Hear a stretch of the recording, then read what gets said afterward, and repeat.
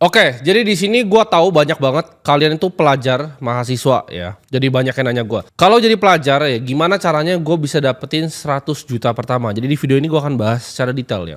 Apa yang gua akan lakukan kalau gue punya ilmu seperti gue disuruh balik waktu untuk jadi pelajar atau mahasiswa. Apa aja sih step-step yang gua akan lakukan? Apa aja kira-kira metode ya dalam gue nyari uangnya itu metodenya apa aja? Gue itu nggak mau kayak terlalu banyak bacot gitu untuk ngasih tahu kalian tuh kebanyakan yang teori-teori bisnis yang kayak biasa apa influencer ngomong ya, karena gue bukan influencer di sini. Gue nggak mau terlalu bahas yang kayak nggak praktikal gitu. Jadi kalian habis nonton terus lu bingung gitu. Aduh, gue harus ngapain ya? Bisnis model canvas, value proposition, tai-tai lah itu semua. Jadi di sini gue mau kasih straight to the point aja. Gimana caranya make money ya? How to make money? Ada 3 ya cara paling simpel untuk kita bisa mendapatkan uang ya kan. Uang itu adalah value creation. Tapi kalian bingung gimana cara ciptain value ke masyarakat. Nah ada 3 caranya ya. 3 cara. Ini kalau lu pelajar, mahasiswa atau bahkan ya lulus juga bisa belajar dari ini ya. Yang pertama itu adalah jualan produk. Yang kedua adalah jualan jasa. Yang ketiga itu adalah jualin produk atau jasa orang lain. Jadi penengah, jadi broker ya. 3 tuh caranya. Praktikal, simple, mudah dan easy. Nah yang pertama dan kedua itu disebut sebuah usaha ya. Makanya orang bilang pengusaha ya, karena orang berusaha. Dia mau berusaha untuk menjual ya jasa atau produk yang dia ciptakan. Yang ketiga tadi itu disebut dengan broker atau jualin jasa atau produk orang lain. Sebelum gue jelasin bagaimana caranya ya, step-stepnya, gue mau jelasin yang paling sederhana dulu ya. Apa sih 3-tiganya ini ya? Contohnya seperti apa? Jualan produk sederhana ya, lu jualan baju nih ya, jualan baju, lu jual ke orang dapat value-nya, orang beli baju lu, sederhana ya. Jasa, lu soalnya lu orang videografer, lu wedding orang lu bantuin video, atau lu fotografer, lu jualin jasa lu untuk fotografi. Atau lu misalnya bisa, lu jago bikin konten di TikTok gitu. Jadi ada brand baju, lu jual jasa lu sebagai agensi untuk bikin konten short form dia di TikTok ya. Jadi lu kenal modeling agensinya, lu kenal kameramen yang jago, lu jadi agensi di tengahnya, lu yang service ya. Jadi kalau mau jual baju biar lu kelihatan keren pakai model-model ya, itu bisa pakai service lu. Nah, itu jasanya. Dan yang ketiga itu produk orang lain ya. Jadi contoh misalnya affiliate marketing ya. Misal lu jadi affiliate nih, misal lu cewek ya, lu influencer cewek, lu bikin konten di TikTok, lu jualin misalnya affiliate-nya di Shopee atau affiliate-nya di Tokopedia. Itu contoh affiliate dari barang orang lain yang udah ada. Nah yang paling gampang menurut gue tuh yang ketiga ya. Kenapa? Karena 1 dan 2 lu mesti ngerti bisnis secara holistik ya. Dimana lu harus tahu misalnya kalau lu deliver sebuah jasa itu nggak boleh main-main. Lu deliver sebuah produk itu nggak boleh jelek. Kalau bajunya jelek ya orang nggak datang lagi. Kalau lu nggak QC dengan benar, perlu bilang pabriknya bener kok, gue kasih briefingnya, tapi nyatanya sampai ke end consumer bajunya jelek, ya orang nggak beli lagi baju lu.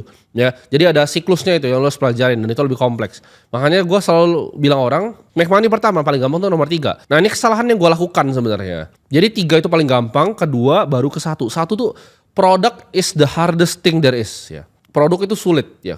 Kalau produk lu fucked up, itu orang gak akan beli ya. Orang akan timbul yang namanya bad word of mouth. Contohnya misalnya ini gue beli baju ini, perusahaannya teman gue, Livaf namanya. Gue beli baju ini di dia, kalau sampai baju jelek ya gue gak bakal beli lagi dari dia. Tapi karena bajunya bagus ya gue beli 20 gitu. Menurut gue bagus gitu. Tapi gue punya orang ya yang punya pengalaman jelek ya. Gue punya teman yang punya pengalaman jelek misalnya sama satu brand ya. Gue gak usah sebut nama brandnya apa. Dia ngerasa bajunya tuh sampah banget dan dia gak pernah mau sentuh lagi sampai sekarang. Bahkan di saat brandnya tuh udah improving gitu. Brandnya sekarang tuh udah gak sejelek dulu, tapi dia udah gak pernah mau beli lagi. Nah itu problemnya dengan nomor 1 dan nomor 2 ya. Jasa dan produk lu bertanggung jawab. Kalau yang ketiga tuh biasanya yang nge-affiliate sesuatu itu lebih established. Contohnya properti ya. Lu jualin misalnya propertinya Sinarmas gitu. Lu jualin propertinya siapa gitu. Itu udah jelas ya, track record dia udah bangun properti itu puluhan tahun gitu. Lu udah tahu rumah yang dia bangun tuh kualitinya seperti apa. Dia gak mungkin put reputasi on the line, lu cuma jadi brokernya, lu jadi pialangnya, jadi agentnya. Ya udah lu jualin gitu. Karena gue bilang tadi kalau lu jualan baju jelek itu orang gak beli lagi. Kalau lu jualan jasa itu juga sama parahnya gitu. Misalnya lu fotografer di wedding orang ternyata jelek hasil foto lu. Itu mampus lu gak bakal dipakai lagi ya. Dia ketongkrongan bakal ngomong jelek ke 10 orang ya. Jadi kalau lu pernah service 3 orang tuh udah 30 orang gak akan pernah pakai jasa lu lagi. Karena dia ngomong ke maknya, bapaknya, suaminya ya. Dia ngomong ke teman-temannya, di semua tongkrongan pasti ngomong anjing bajingan ini jelek banget gitu. Jasa fotografi. Jadi kalian jangan sembarangan kalau mau ngejualin produk atau jasa ya. Jangan lu kayak mikir, gampang lu bisa bikin pakai plastik. Gue dulu kan juga gue pernah jualan Thai tea dulu ya. Aduk-aduk begitu. Itu hoki aja nggak pernah ada kenapa-napa gitu. Kalau ada masuk orang keracunan tuh waduh, repotnya luar biasa. Contohnya kayak GoPro kan gue kena waktu itu karena gue jualan minyak rambut, gue nggak ngerti BPOM ya, ditahan sama bea cukai. Jadi Hal-hal seperti itu sering terjadi dan menurut gue itu sulit ya nyari duit dari sana. Ada banyak cara ya kalau lu mau dapetin 100 juta atau mau dapat duit ya. Lu bisa tutoring temen lu bisa kerja jadi barista di coffee shop. Tapi di sini gua nggak ngomong cara yang orang biasa ngambil ya. Kalau cuman kerja jadi waiter ya lu nggak usah nonton video gua gitu. Ini kan misalnya kalian nonton video ini misalnya kalian udah jadi pelajar mahasiswa nih. Mau nyari duitnya duit beneran, mau 100 juta nih, bukan mau cari duit 3 juta gitu. Lu mau jadi duit 3 juta ya silakan nih. Kayak gua waktu pernah coba jadi wedding organizer. Pokoknya intinya ya dari jasa, produk dan jualan jasa dan produk orang lain. Ini gue hilangin constraint yang namanya waktu ya. Jadi kalau lu jago jualan jasa lu bisa pertama emang lu yang fotoin. Tapi nextnya bisa lu punya tim gitu. Nah tapi kalau lu itu tuker waktu lu buat jadi barista, nah ini repot nih. Karena waktu lu buang untuk uang. Jadi gue ajarin lu ketika lu masih muda, lu pelajarin konsep di mana waktu lu tuh lu harus anggap waktu lu hal paling berharga ya. Jangan main lu tukar begitu. Nah dari tiga skill ini titik beratnya sebenarnya kalau mau bikin duit fast quick money ya, gue nggak bilang gampang ya, tapi gue bilang uangnya lebih cepat dibanding lu coba jadi barista nabung setahun ya kan gaji 3 juta, cuman berapa itu lo kumpulin 30 juta lebih dikit dipotong-potong ongkos lu bolak-balik ya, itu nggak, jangan kerja seperti itu. Kalau buat pengalaman ya sure boleh lah. Cuman kan gue tahu lu datang ke channel ini, mau belajar sama gue di sini, ya gue sharing yang apa adanya gitu. Lu nggak suka denger gue ngomong kayak gini ya nggak usah nonton channel gue ya. Karena gue bikin di sini nggak ada yang terpaksa, gue bikin suka-suka ya. Gue pengen sharing aja ke orang-orang yang dulu kayak gue. Jadi gue kasih tahu salahnya di mana ya. Kalau lu dikasih tahu gue salah di mana dan lu lompat ke hal yang sama ya lu bebal gitu. Gue bilang dulu gue jualan pomade walaupun make money it was a mistake ya. Karena gue gak ngerti apa-apa tentang produk. Itu was a mistake, itu salah. Gue waktu itu jualan berbagai macam ya, gue coba tuker waktu gue sama uang, itu salah ya. Jangan kalian tukar seperti itu. Nah, tiga skill ini ya yang gue bilang tadi, antara produk lu sendiri, jasa lu atau produk dan jasa orang lain ya, kita bagi 3. Ini tiga itu menitik beratkan ke satu skill yang paling utama yaitu jualan ya. Karena jualan produk, jualan jasa, jualan produk dan jasa orang lain. Jualan. Jadi udah tahu nih kalau mau make quick money ya, where's the money? Sales sudah pasti. Gak ada lain, skill lain kecuali skill untuk jualan. Karena di dunia ini ya cuma jualan ya, jualan jasa ya, jualan barang, jualan jasa dan barang orang lain. Jualan dan jualan. Ya kalau lu cuma ngebuat kopi itu gak bakal kaya. Tapi kalau lu jualan kopi, itu lu bisa kaya ya, jualan. Kata kuncinya jualan. Nah kita kan breakdown dulu skill set ya. Jadi gue gak bakal bahas produk kayak apa, jasa apa itu lu coba cari. Tapi kalau produk jasa orang lain tuh banyak banget ya. Contohnya seperti lu jadi agen properti, lu bisa jadi sales mobil tuh. Banyak banget lah, itu endless ya. Literally itu endless. Kita coba bahas skill setnya dulu deh ya. Karena gue tadi titik beratin di tiga-tiganya ini adalah jualan. Gue ajarin kalian gimana caranya jualan.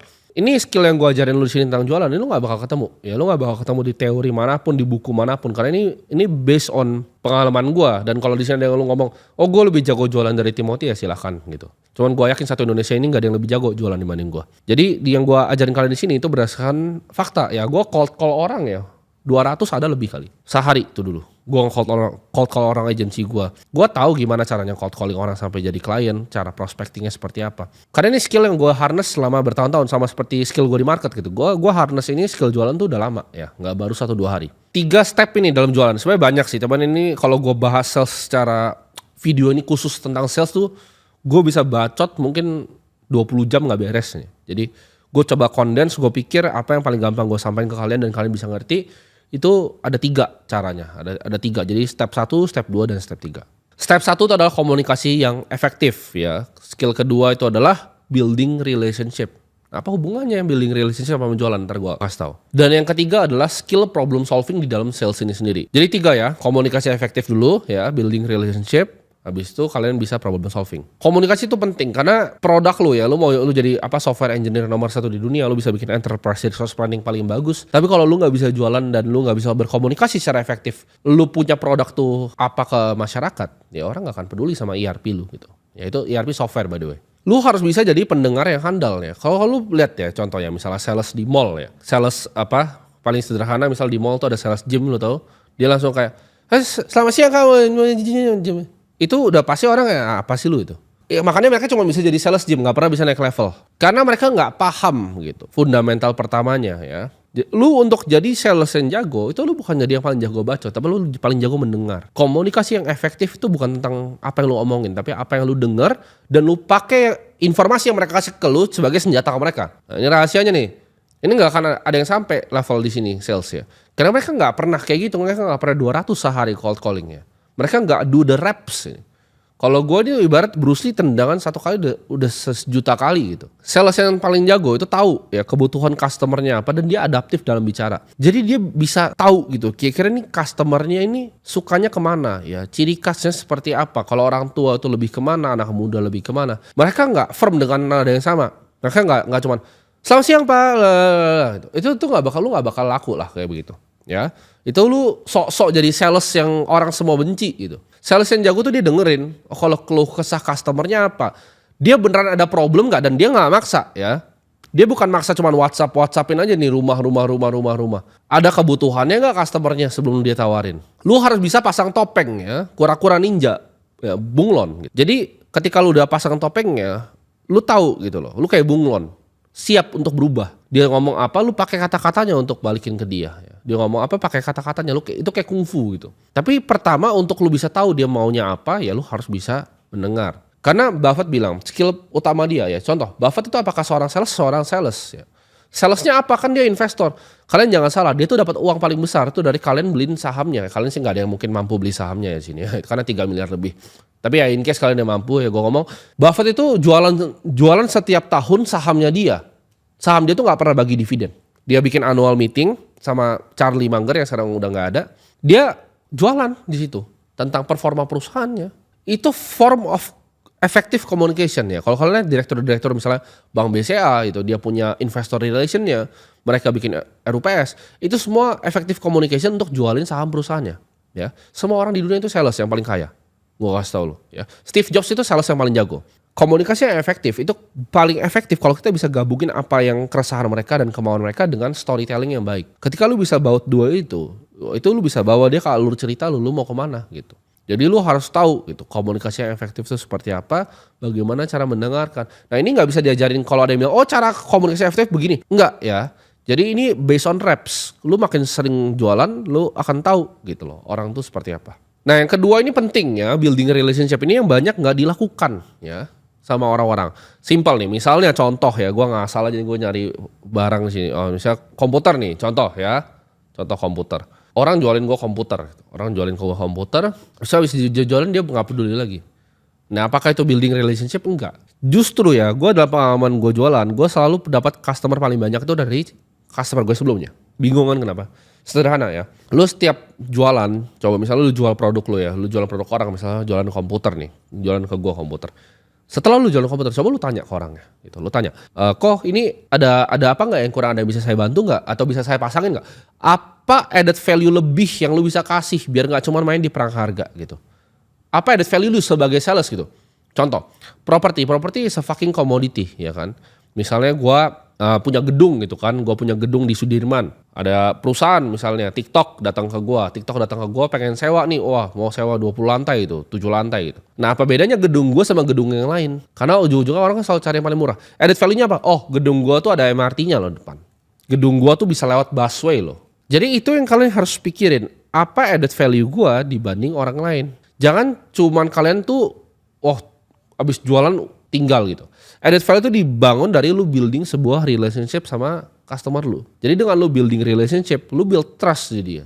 Lu bisa tanya setelah itu, kok mungkin ada nggak teman Koko yang butuh komputer lagi yang kayak gini? Oh ada tuh, ada si James tuh, si James kayaknya butuh komputer buat kantornya 20 PC. Nah lu dapat customer lagi kan dengan begitu. Sedangkan kalau lu jualan, terus lu nggak build relationship ya jadi tai juga. Habis lu service misalnya fotografi wedding, puas nggak dengan hasilnya? Sorry kalau ada yang salah. Kalau misalnya ada yang bisa diperbaiki, kasih tahu ya dalam service aku gitu. Terus bilang, ada nggak mungkin temen yang dalam waktu dekat tuh atau mungkin ya 6 bulan lagi yang wedding. Nah mungkin ini sini wedding nih. Begitu dia happy, dia akan refer lu. Paling kuat itu adalah word of mouth ya dalam bisnis. Jadi orang banyak yang ngajarin. Nah ini makanya kalau kalian bisa bandingin pebisnis yang handal sama pebisnis yang bodoh, itu gampang bedanya.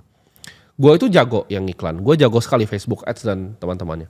Cuman gue tahu ya itu diminishing return, maksudnya apa? Ketika lu pakai ads ya itu kan terus makin mahal karena kompetisi kapitalisme kan, kompetisi makin mahal. Jadi kalau orang ngajarin kalian, kalian tuh jualan harus pakai ikan begini, itu pasti bodoh dan miskin orangnya. Jualan itu pakai namanya word of mouth, mulut ke mulut. Nah mulut ke mulut ini pedang mata dua. Ketika lu bisa building relationship dan building trust yang baik, Mulut ke mulut ini bisa jadi, wah lu bisa 1 tuh jadi 3, 3 jadi 5, 5 jadi 10. Tapi kalau misalnya ini jelek, sama 1 jadi 3, 3 jadi 5, 5 jadi 10 juga. Ya, oh dia bangsat ya. Dan kalian perhatikan kan, di dunia bisnis itu gampang banget untuk menang gitu. Orang tuh servicing orang tuh banyak yang berantakan gitu dari dulu. Gue pernah pakai agency, ya dia cuma do the bare minimum, terus dia ngerasa wah gila campaign gue keren. Dalam hati gue, tai lu punya apa? Lu punya hasil busuk banget Jack gitu. Lu punya hasil busuk itu udah bagus, gue ngomong ke teman-teman gue gitu. Pakai punya lu campaignnya busuk gitu. Jadi orang tuh banyak do the bare minimum ya. Mereka itu nggak ada peduli after salesnya seperti apa, experience dari customer seperti apa, yang penting gue jualan dapat komisi. Jadi kalian jangan jadi, misalnya kalian sales di sini, jangan jadi sales yang kayak pelacur gitu, asal begini oh begini. Win-win solution ya, gimana cara customernya itu get the win dari lu. Nah lu build trustnya pelan-pelan dari situ. Bahkan nggak beli pun, ya lu bisa tanya ke temannya, ya lu orang yang nggak beli nih, lu jualan apalah, lu jualan kaos orang nggak beli. Ada nggak kira-kira kok teman yang mau kaos ini yang kira-kira mau? Ya kalau dia nggak jawab enggak ya nggak apa-apa. Tapi lu begituin 5 orang yang gak beli punya lu pasti ada nge-refer 1 ke temennya.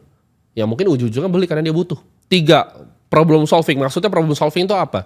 Dalam sales tuh banyak tembakan ke lu. Ntar ada objectionnya customer kayak oh gak mau ini kurang ini. Nah lu harus pintar, lu harus lihai untuk tahu gitu loh. Problem ini gimana cara solvingnya. Dengan tadi ya 2 step awal tuh berguna ya, makanya 3 step ya. Ini gue udah bikin teori sendiri di sini, ngasal nih cuman ngomong gini. Jadi yang ketiga tuh problem solving, lo harus tahu gimana caranya handle ketika dia nolak, bukan dengan lu maksa gitu. Gue sering jelasin ke teman-teman gue, kalau lu mau jualan ya jangan maksa gitu. Misalnya lu lagi ajak dia ke apartemen 3 bedroom gitu, 3 bedroom di SCBD. Oh ini begini orangnya happy semua. Tapi dia ngerasa kayak, oh ini kayaknya bukan budget gue nih. Nah lu jangan maksa 3 bedroom karena lu dapat komisi lebih besar. Lu coba turunin ke 2 bedroom, bilang, oh ini mungkin untuk keluarga muda lebih cocok di sini. Itu adalah strategi problem solving. Lu harus tahu belokinnya itu kemana. Oh ini nggak mau yang ini, oh tenang ya. Tapi kita ada yang ini. Cara ngomongnya, tonalitas lu dalam bicara, ini komunikasi yang efektif nih balik lagi. Tonalitasnya ngomong seperti apa? Cara bikin orang lebih dengerin gimana? Ini skill yang gue lakukan di sini, ini nggak sembarang orang bisa ya. Banyak lo bisa lihat ngomong di depan kamera tapi belepotan gitu. Gue bisa ngomong bleber begini tanpa skrip sama sekali ya. Gue cuma ada pointer-pointer gue ngomong apa biar nggak terlalu ngalor ngidul. Tapi gue nggak pernah really pakai skrip ya. Karena ini 3 skill ini yang gue asah bertahun-tahun ya. Komunikasi yang efektif, caranya build relationship. Kalian juga masih di sini kenapa? Karena ini building relationship kan. Gue building trust ke kalian. Dimana kalian dapat value dari setiap konten yang gue kasih ke kalian. Coba. Orang berapa banyak orang nonton video ini nggak dapat value? Gua rasa sih nggak ada karena ini nggak ada. Lu nggak bisa cari ya. Yang gua sharing sini nggak bisa cari di luar. Kalian harus bisa ubah ya. Jadi pengalaman mereka mungkin negatif, kalau ketemu kalian gimana caranya jadi positif. Nah ini kayak kungfu nih. Ya, tapi balik lagi ini videonya kan tentang cara make money ya. Gue kasih ibarat kalau ilmu sales gua nih buletan nih. Ini 0,0001%. Ya. Jadi ilmu jualan ini gua pinjemin sedikit ke kalian. Karena gue bilang tadi. Kalau full ya itu mungkin 20 jam ya, jangan di sini. Lu fokus increase skill lu dalam jualan ya, seumur hidup lu gak akan miskin. Even gue balik lagi nih, gue sering quoting Buffett karena dia salah satu pahlawan gue. Buffett itu pernah bilang ya, di Wall Street itu yang kaya itu bukan investor yang jago, tapi sales yang jago. Nah ini kata-kata dia loh. Dia bilang ini, investor paling bodoh di dunia sama investor paling jago di dunia. Yang satu jago jualan, satu gak jago jualan. Itu pasti menang lebih kaya yang jago jualan. Kenapa? Karena orang investornya tidak handal ini. Dia akan bisa jualan untuk raising fund dia 10 miliar US dollar. Dan dia ambil 1% fee habis itu.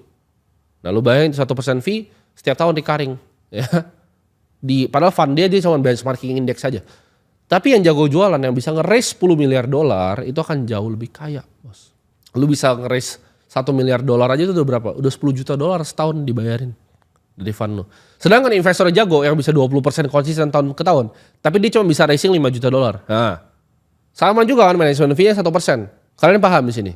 Orang yang jago jualan, Steve Jobs jago jualan. Elon Musk ya. Elon Musk tuh orang bilang, oh dia engineer enggak? Enggak bos, Elon Musk tuh tukang jualan.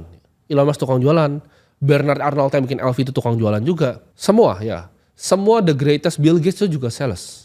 Semua orang-orang paling kaya di dunia itu jago jualan. Jadi kalau lu gak bisa komunikasi, lu gak bisa jualan, lu gak bisa tunjukin value yang lu punya apa, produk yang lu punya apa, ya gak akan laku. Orang mungkin dia mau pecahin kepala, kok gue gak bisa kaya ya, gue punya produk paling bagus. Nobody gives a fuck about produk bagus lu. Kalau lu gak bisa jualan ke banyak orang, ya itu makanya hidup lu di situ aja, jadi gembel. Intinya ya, gue pengen lu harness skill jualan lu dulu. Ya, lu mau kaya, lu harness skill jualan lu dulu. Stepnya jangan ambil 1 sama 2, karena menurut gue itu repot. Lu ada banyak skill lain yang lu bahkan belum punya. Ya accounting aja lu belepotan gitu. Jadi Lu aja masih pelajar ya kan, gue ngomong ke pelajar soal sini. Jadi jangan aneh-aneh lah, nggak usah aneh-aneh untuk fokus di sana ya. Tapi fokus di skill jualan lu aja, ambil jalan yang ketiga. Jalan yang jualan punya barang orang atau produk orang. Misalnya ada produk digital, lu jadi affiliate-nya. Ada produk misalnya baju, lu jadi affiliate-nya. Gampang kan, lu bikin konten di TikTok, lu belajar komunikasi yang efektif di sana. Terus lu coba approaching satu-satu, cold call. Mulai bikin list lu, segala macam. Jadi ini pemikiran ini gue dapet ketika gue di-challenge sama teman gue, kalau misalnya gue itu jadi pelajar, gue bakal ngapain ya, ini bakal gue lakukan. Jadi kira-kira itu ya, pilih yang ketiga, langsung coba untuk jualin produk atau jasa orang lain secara masif. Dan tingkatin skill sales lu, gue yakin lu dapetin 100 juta pertama.